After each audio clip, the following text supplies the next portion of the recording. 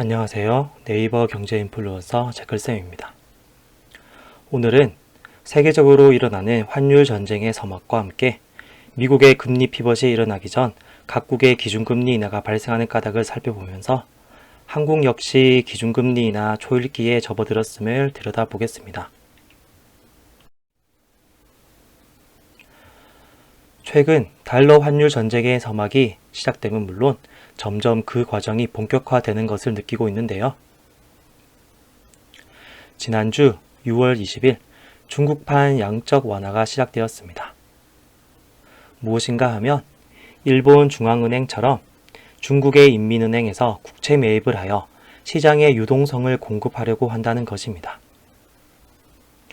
또한 중국은 연일 위안화를 3거래일째 절하하여 달러에 대한 위안화 환율을 높이면서 위안화 가치를 낮추고 있습니다. 중국을 비롯하여 글로벌 국가들의 피벗이 미국 연준보다 선제적으로 단행되면서 미국 달러 환율은 더욱 강해지고 있습니다. 그 결과 자국 통화 대비 미국의 강달러 현상이 더욱 높아지고 있습니다. 유로, 중국 위안화 모두 환율이 올라가고 있습니다. 우리나라의 원달러 환율과 일본의 엔달러 환율 역시 계속해서 우상향하고 있음을 알 수 있습니다. 일본은 기준금리 인상을 해야 하는데 중앙은행에서 계속 미루고 있기 때문에 그 결과 일본 환율도 역시 계속해서 오르고 있습니다.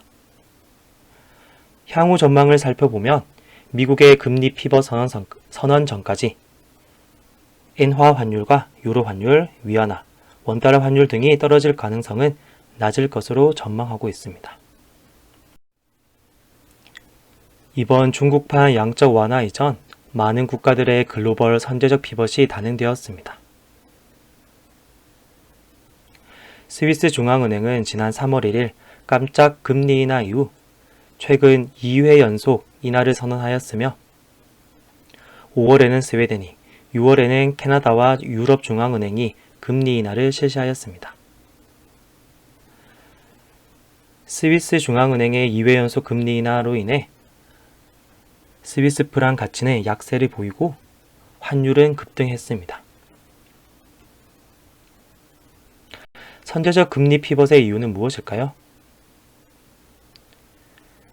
이는 바로 연준의 기준금리 인하 시기가 당초 3월 또는 5월로 의견이 분분하였으나 미국의 급격한 재정 부양책을 통한 고물가 유지 및 경기 호조로 그 시기가 계속 연기되고 있습니다. 현재로서는 8월 잭슨홀 미팅을 거친 후 9월이 유력하나 이 또한 장담할 수 없는 상황. 금리 피벗이 자꾸 미루어지면서 글로벌 국가들의 물가보다 경기를 더 신경 써야 하는 상황에 처했습니다. 결국 이러한 조치는 자국 통화 대비 미국 달러 환율을 더욱 강하게 만들고 있는 중이죠. 한국의 기준금리 인하 역시 초읽기에 접어들었는데요. 지난주 우리나라의 주택담보대출 최저금리가 2%대에 진입하였습니다. 시중금리의 2% 진입은 21년 3월 2.96% 이후 무려 3년 3개월 만에 나온 최저금리입니다.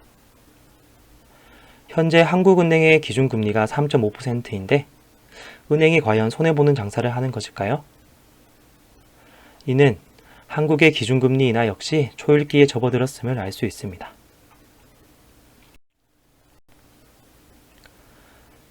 유럽 중앙은행과 한국은행의 기준금리는 매우 밀접한 관계를 보이고 있습니다. 그래프처럼 둘은 매우 유사하게 움직여 왔는데요.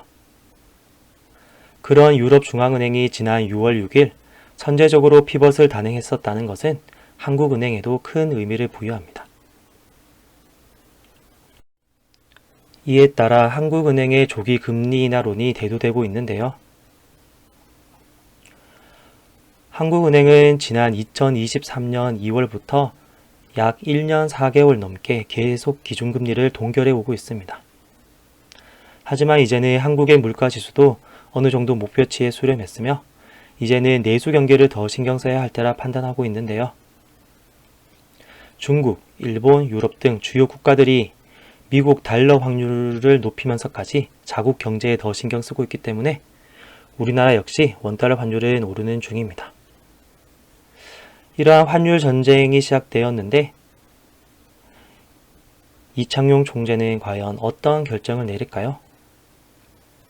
제 생각은 우리나라 역시 미국의 연준보다 선제적으로 금리 인하를 단행할 것으로 전망하면서 본 포스팅을 마무리하겠습니다.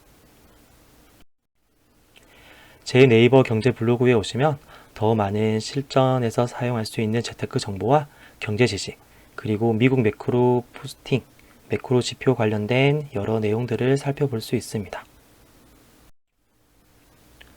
여러분들의 구독과 좋아요는 큰 힘이 됩니다. 감사합니다.